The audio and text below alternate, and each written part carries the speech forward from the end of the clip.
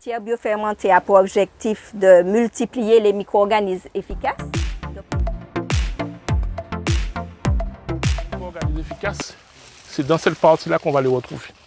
Il y a des couleurs, par contre, qu'il faut qu'on privilégie. Donc, tout ce qui est blanc, gris et vert, on va prendre. Mais si on voit des champignons, on va se dire que c'est des signes de putréfaction, donc il ne faudra pas les mettre dans la litière. Donc, on a ramassé, en plus de la litière dans la forêt, du bois déjà bien dégradé.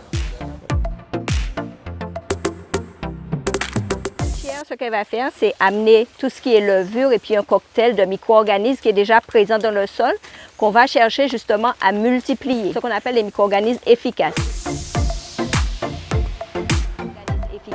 On va parler surtout des micro-organismes qui sont régénérateurs. Il y a 5 groupes.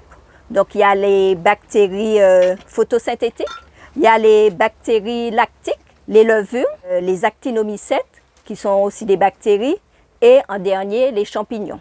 Ceux qui sont dits mauvais vivent avec de l'oxygène. La méthode qu'on va employer va être anaérobie. La litière, ce qu'elle va faire, c'est amener tout ce qui est levure et puis un cocktail de micro-organismes qui est déjà présent dans le sol.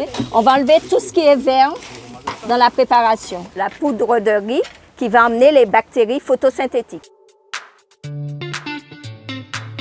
Avec tout ça, on va rajouter de la mélasse qui est en fait une source d'énergie qui va amener le sucre justement pour permettre la croissance de toutes ces bactéries. Le lait qui va amener les bactéries lactiques. Donc, on va rajouter progressivement la phase liquide à la phase solide.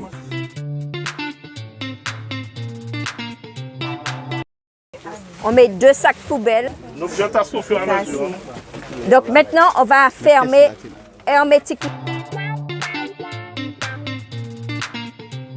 Donc, après l'ouverture, pour vérifier la bonne réussite de la fermentation, il y a 2 indices qui vont nous aider. Premièrement, qu'il n'y ait pas de couleur, de mauvaise couleur. Ça doit rester dans les marrons.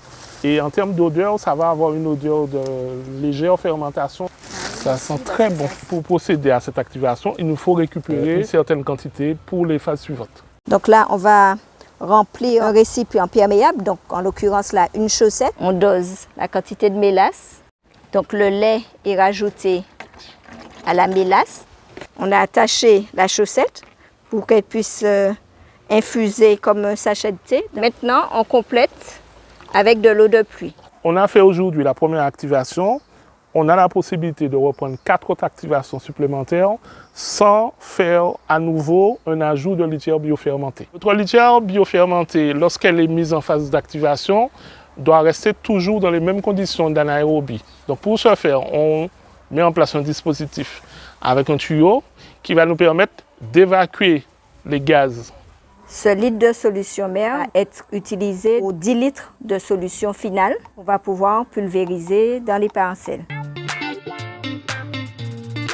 En pratique, la solution biostimulante réalisée à partir de micro-organismes efficaces est épandue sur les cultures, ce qui leur permet d'être en bonne santé, donc des cultures protégées contre les bioagresseurs.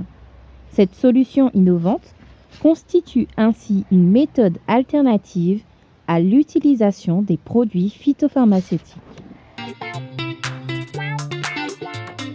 Cette technique-là, c'est très bien parce que nous devons nous soucier sur la vie du sol pour faire que le sol soit vivant quand même. Une technique très intéressante, justement, que je connaissais. Mais là, ça m'a permis de voir un peu dans les détails les étapes à suivre. Une technique très intéressante, respectueuse de l'environnement. Et voilà, donc 100% d'accord que je vais appliquer. La première technique venait de scientifiques, mais les agriculteurs se sont appropriés la technique et ils ont fait en sorte qu'elle soit réalisable facilement.